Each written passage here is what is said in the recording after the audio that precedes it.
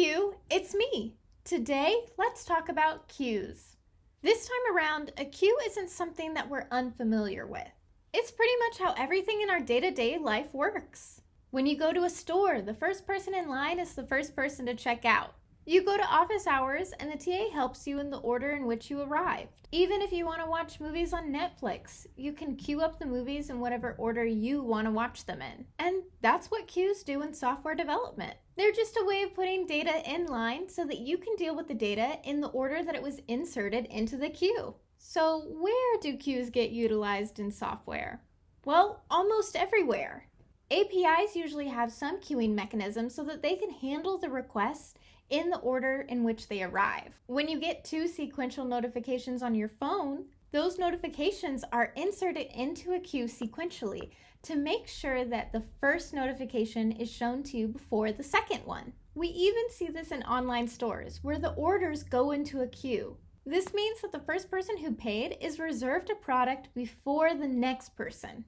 So what I'm trying to say here is that whenever we want to read or process data in order, a queue is what we'll want to use. But before we get into how queues work, don't forget to like and subscribe. And if there's any computer science or programming related topic that you'd like to see covered, let me know in the comments. Now, how can one data structure fit so many use cases? Well, that's because it isn't really a single data structure. A queue is what we call an abstract data structure. And an abstract data structure can be implemented on top of a number of different data structures. For the implementation to meet the queue criteria, it just has to implement a queues interface. Queues can be implemented using just about any data structure, like arrays, linked lists, stacks, heaps, trees, and even graphs. So depending on your use case, you choose the appropriate implementation that fits your needs. Today, we're going to implement a queue using arrays, linked lists, and stacks. If you're unfamiliar with linked lists or stacks, go check out my videos on them. I'll leave the link for them in the description below. Alright, so what is the interface that defines a queue? Well, it's pretty simple. Queues require 3 main operations: enqueue, dequeue, and peek. On enqueue, we insert a single element to the back of the queue. On dequeue, we remove a single element from the front of the queue. And finally, peek returns the value of the element at the front of the queue without removing it. So if we think about this with a real-world example, a queue is just like waiting in line. To enter the line, aka enqueue, you go all the way to the back. The first person to exit the line, aka dequeue, will exit from the front. And peek just returns information about the person at the front of the line. So before we jump into our own implementation, I'd like to talk about when you should implement your own queue, use something that mimics a queue, or use an existing implementation of a queue. If you're in an interview and you need to implement an algorithm that uses a queue, 9 times out of 10, your interviewer will not care if you implement a queue from scratch. They care more that your algorithm works. So as long as you communicate that you're using an array for a queue because of convenience and that in a more complete implementation you'd use an actual queue, you should be fine. In the case where your interviewer asks you to implement a queue with some additional features like prioritization or optimization, then you know that you're going to have to implement a queue from scratch. You're not going to get by just using another data structure because you're being tested on the correctness of your implementation. And finally, in your day-to-day programming, you shouldn't implement a queue from scratch. All languages have a standard data structure library, and it's going to be best to always choose that library over your own implementation because those data structures have been battle tested. So with all that said, let's see how we would mimic a queue using the standard Python list. We can initialize a makeshift queue very easily, just like this. When we use Python's built-in insert method for our enqueue, we can specify what index we want to insert a new element into. We will treat index 0 as the back of our queue and insert all of our elements into that index.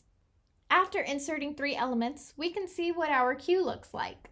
Now it's time to test our dequeue, which Python calls pop. Pop will remove the element at the far right-hand side of the array, which is the front of our queue. Quick note here, the front of our list and the front of our queue are actually the complete opposite of each other. I realize that this might be a little confusing, but when I talk about the front of the list, I'm referencing index 0. And the front of the queue is referencing the oldest element in the queue, which we will find at the rightmost index.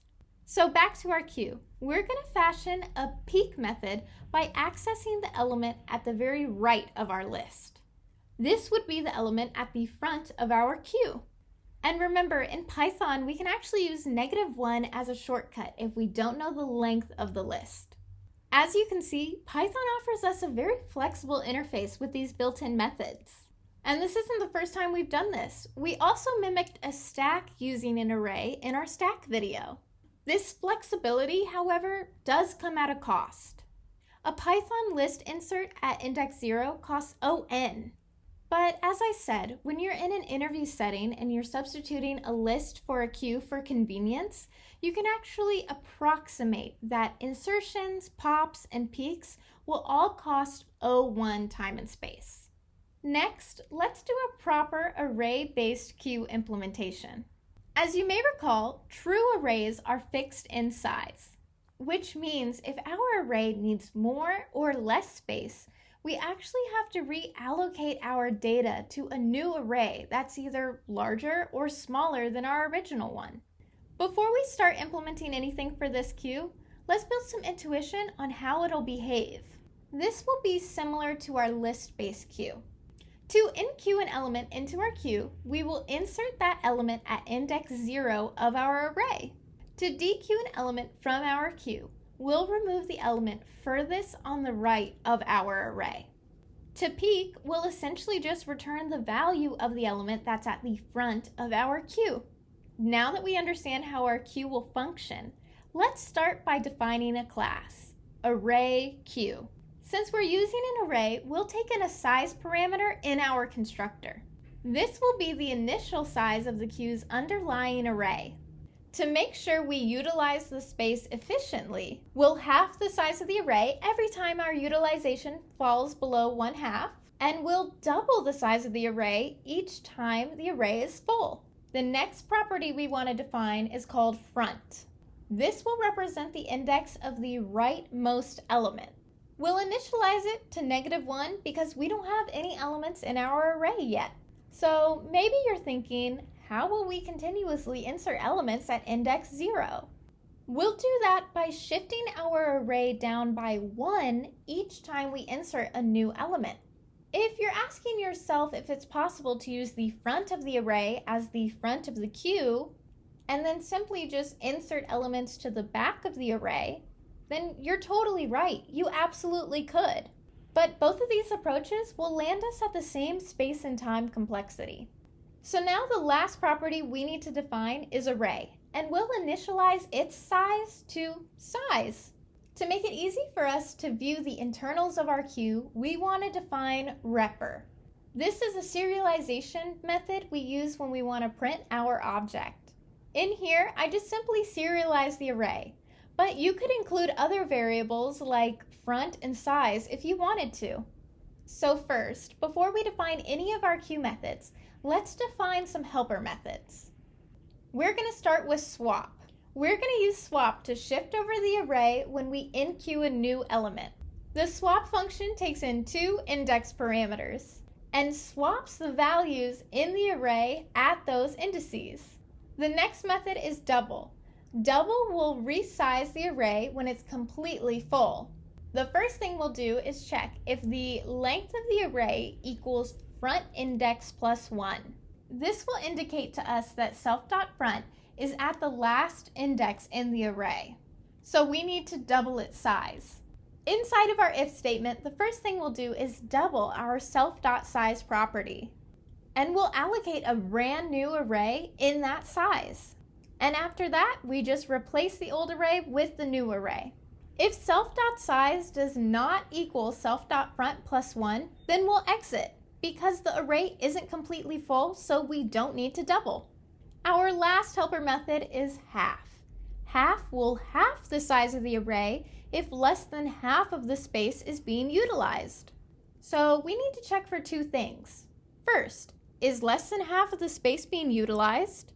We can figure that out by checking if self.front is less than self.size divided by 2.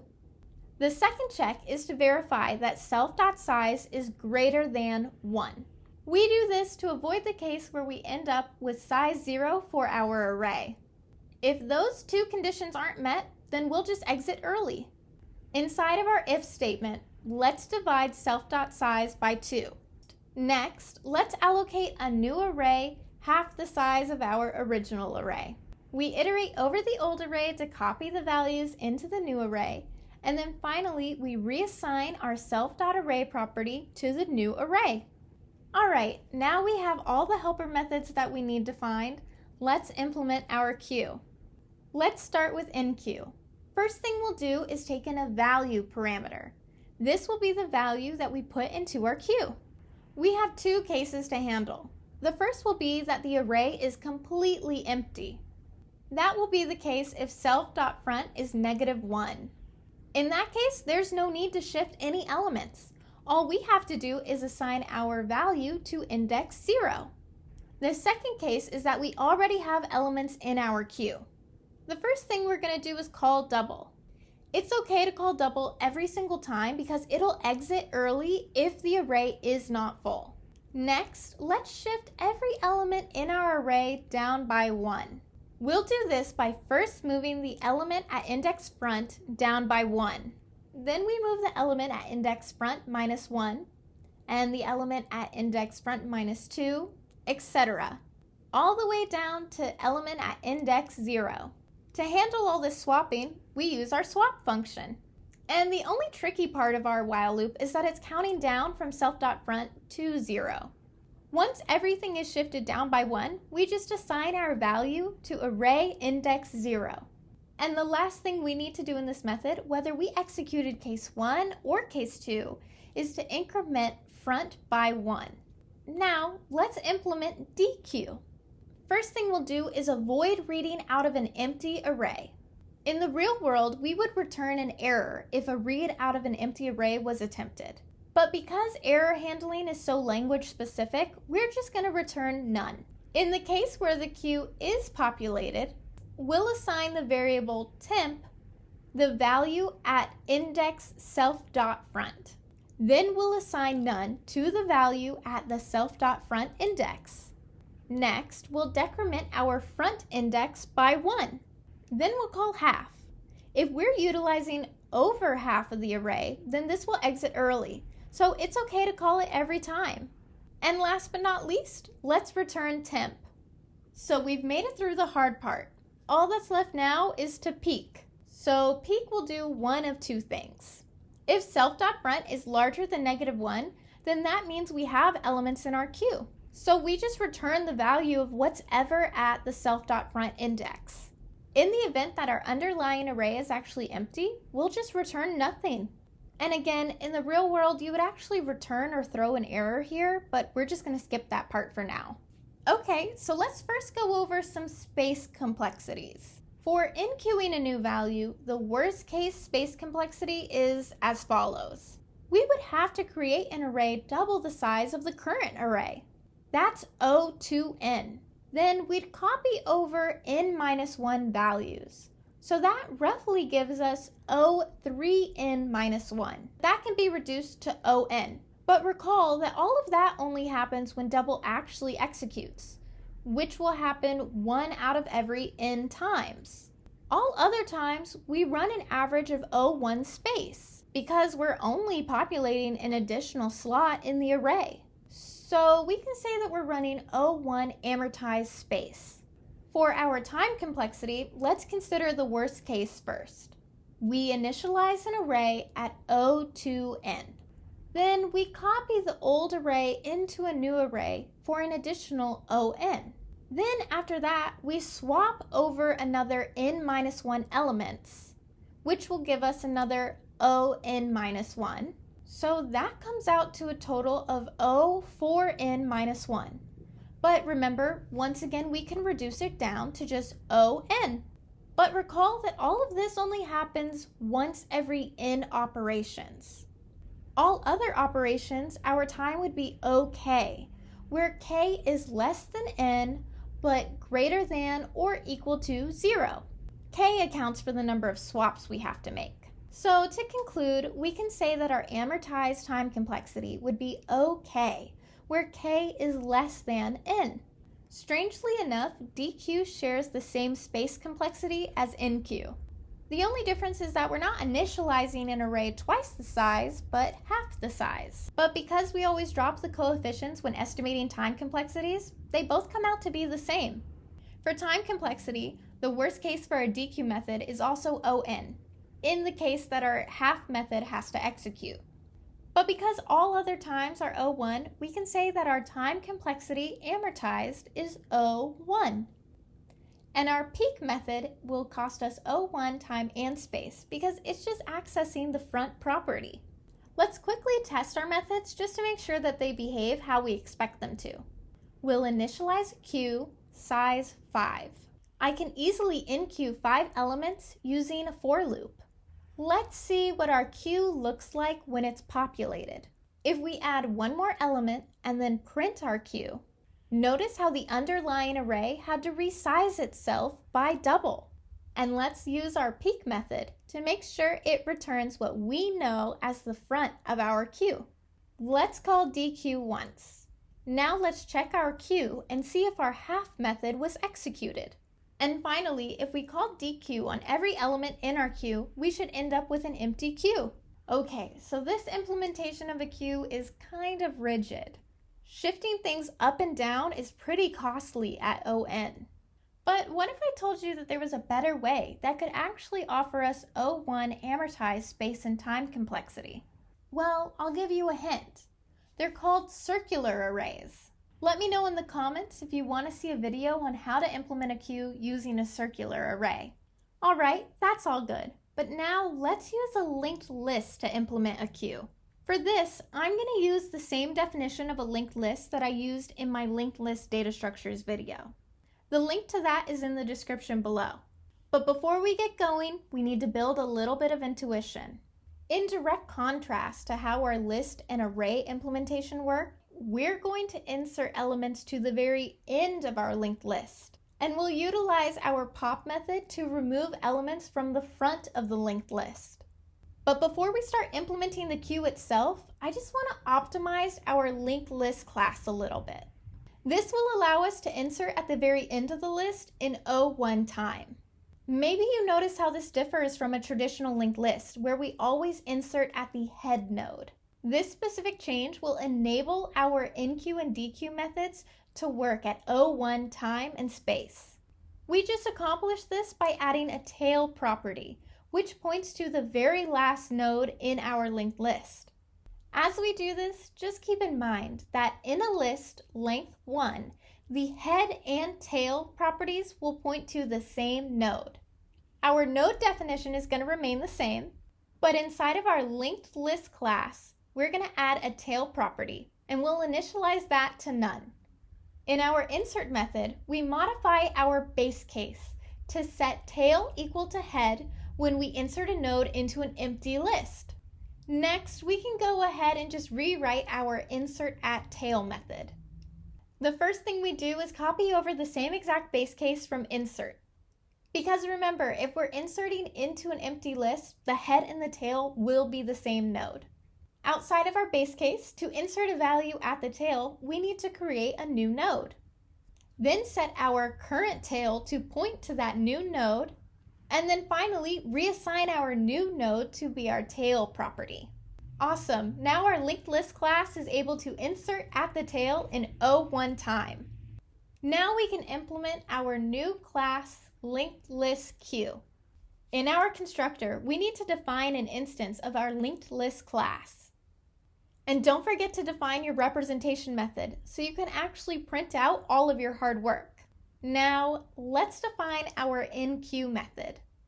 Remember, it's going to take a value.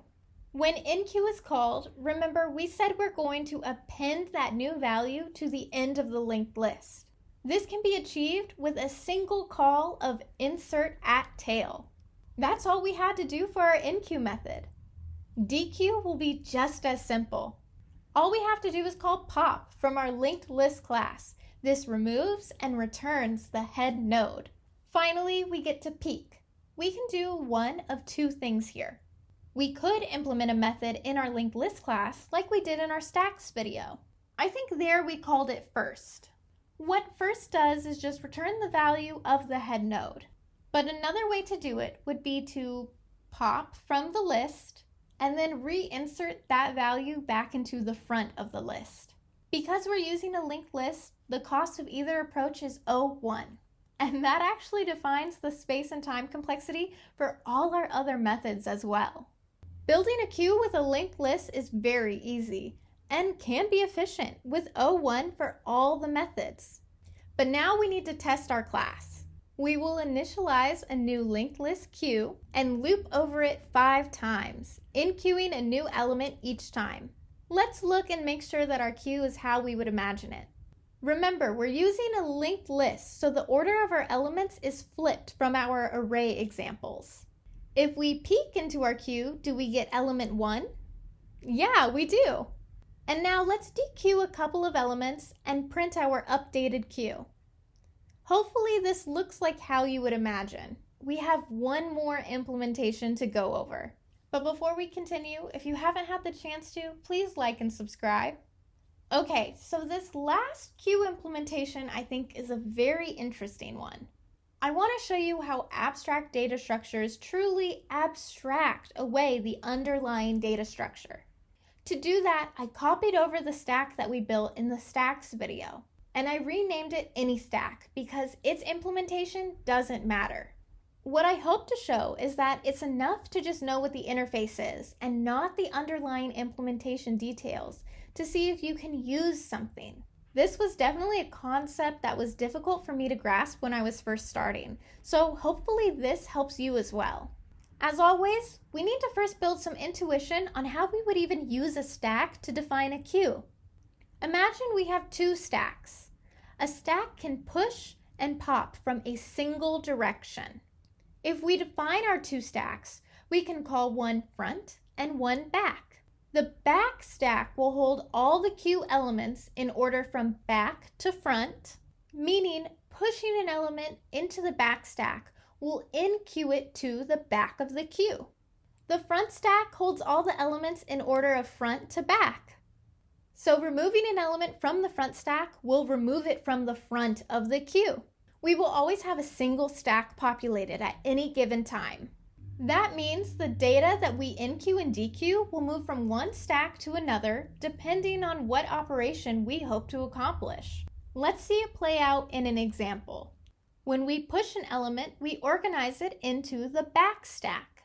But when we want to pop an element, we move it into the front stack.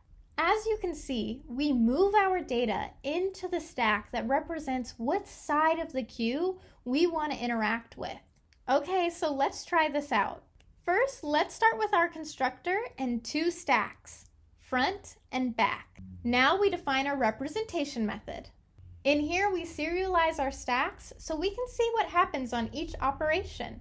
Okay, now we start implementing our queue interface. First up is enqueue. To insert an element into the queue, we want to order our data into the stack where the back of the queue is facing up.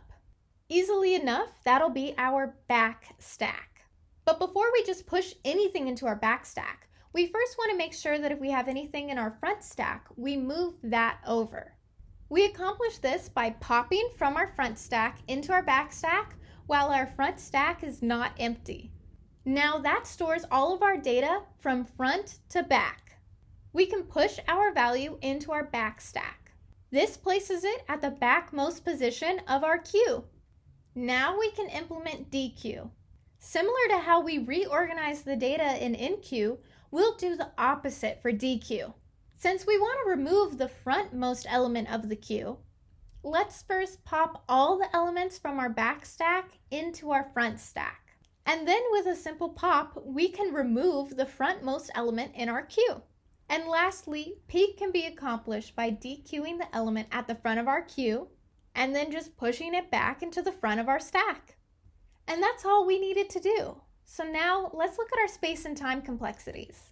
Since we have to copy over all the data from one stack to another in both our worst and average cases, enqueue, dequeue, and peek will all cost O in time and O1 space. But before we think we're done with this, let's just make sure that everything works correctly. We initialize our stack queue and enqueue 5 elements into it. Let's print our queue and make sure it all looks correct. Notice how we display both of our underlying stacks, but only back is populated. If we dequeued an item, would that change what stack they're currently in? Of course it would. And now we can see that all of our elements are in our front stack. If we peek into the top of our queue, will we get what you expected? I hope so. We get 2, which is at the rightmost position of our front stack. We just covered 4 different implementations for a queue. Now, this video I think is definitely my longest to date, and we covered a lot. So I'm not going to spend too much time rehashing everything we went over, but I think we experienced some valuable lessons, like how useful a linked list can be. I hope this helped you get a little bit more comfortable with queues, because we're going to need them for some of our more complex algorithms that we'll go over in the future. If you found this video helpful at all, don't forget to like and subscribe.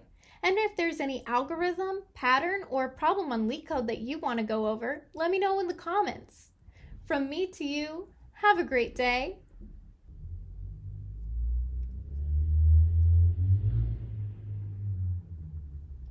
We're going to use swap to shift over. In that case, now we'll check if our half method